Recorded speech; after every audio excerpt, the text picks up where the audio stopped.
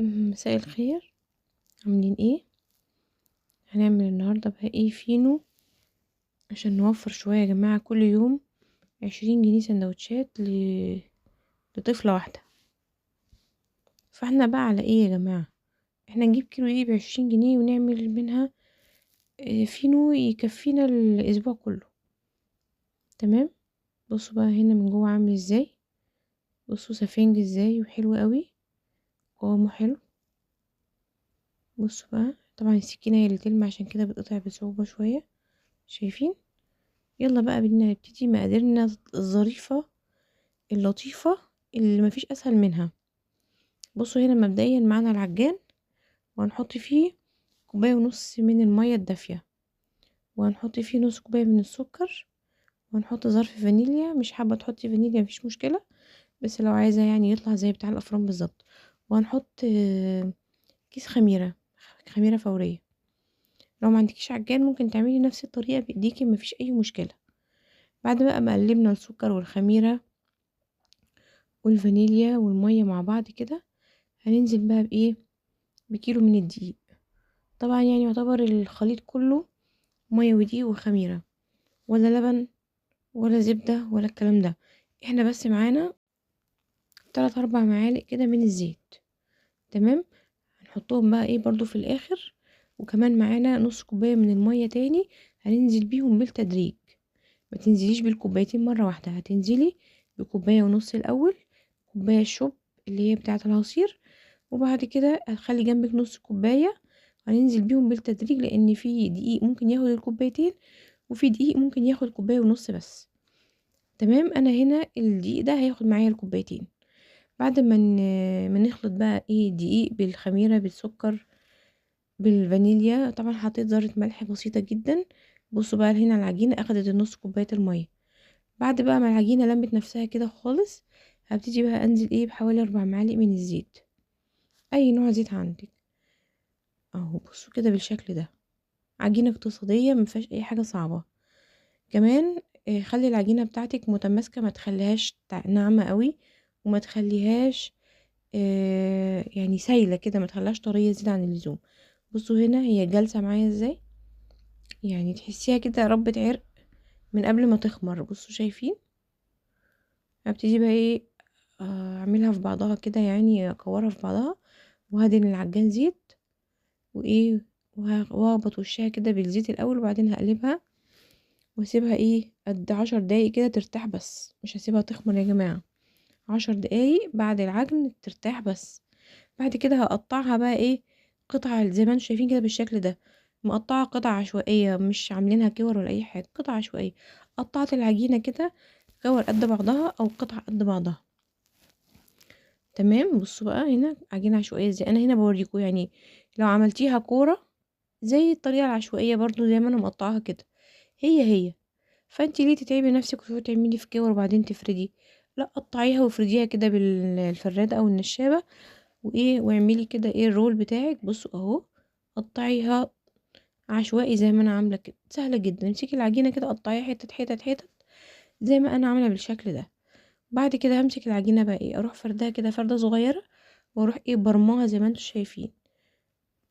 بصوا اهي، بصوا اروح بقى ايه فردها كده بايديا، وبعدين فردها كده بالنشابه، وبعد كده هروح برماها كده بايديا اهو. بصوا كده اهو بالشكل ده، مفيهاش اي حاجه صعبه، عجينه سهله جدا. طبعا كل رول من ده هيبقى معايا رغيف فينو. تمام. بصوا بقى الشكل هنا كده بالشكل ده، سهله جدا. انا بحاول اعمل معاكم كام واحده، وبعدين انا هكمل ايه ورا الكاميرا عشان ايه ما اخدش من وقت الفيديو. بس هي عجينه سهله جدا اهو. بصوا هنخلص بقى ايه الكميه كده مع بعض اهو. بصوا الكميه بتاعتي كلها اهي. طبعا احنا هنا عملنا الكميه كلها رول. تمام. لما نيجي بقى ناخد عجين، هناخد من اول واحده عملناها رول، مش هنبتدي من اخر واحده احنا عملناها. تمام. لانها بعد برضو بعد الفرد وعملناها رول كده لازم برضو ترتاح حوالي 10 دقايق. بصوا هنا انا بقول لكم ايه، بقول لكم شايفين دي اخر واحده، وشايفين بقى اول واحده. بصوا شايفين الحجم، بصوا اهي، شايفين؟ دي اول واحده احنا عملناها الكبيره دي. الصغيرة اللي احنا عملناها اللي شفتوها، شايفين الفرق بين الحجم الاتنين؟ بصوا بقى هناخد بقى العجينة كده بالشكل ده. بص طبعا هي مش باينة، معلش انا ما اخدتش بالي ان الكاميرا مش واضحة قوي، بس هبينها دلوقتي. لما اخد بالي هبتدي ايه اوضح. بصوا هاخد بقى الرول افرده كده بالطريقة دي عشان يبقى رغيف فينو، وايه واخليه من النص يكون تخين شوية، ومن الاطراف رفيع عشان يطلع معايا شكل رغيف الفينو اللي انتوا بتجيبوه من بره.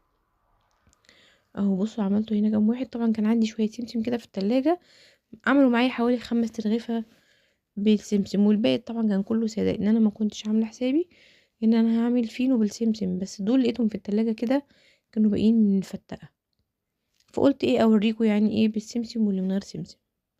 اهو بصوا بفرد الرول كده، وبروح ايه مطبقاه من الجنب كده، وخليها ايه من الجنبين رفيع، ومن النص تخين شوية عشان يطلع زي ما بتجيبيه من بره. بصوا بقى اهو. بصوا طبعا انا اسفة جدا يا جماعة والله العظيم، انا ما اخدتش بالي غير بعد ما صورت وخلصت، وانا بمنتج لقيت ان انا مش موضحة يعني التصوير قوي في الفرد. اهو بصوا بس هي باينة يعني ان انا بفرد اهو، ما بعملش حاجة تاني، وببرم الحرف من هنا ومن هنا، واسيبها من النص يعني تخينة شوية، على اساس ان هو يديني يعلى قوي من النص، فاهمين؟ اهو كده بالشكل ده خلصناهم. ما اخدوش معايا كيلو دي، ده ما اخدش معايا نص ساعة. سيبناها 10 دقايق بعد ما اتعجنت، وبعدين سيبناها 10 دقايق بعد ما قطعناها، بعد ما عملناها رول سيبناها 10 دقايق كمان، وبعد كده ابتدينا نفرد بقى في ايه، في رغيفة الفينو بالشكل ده.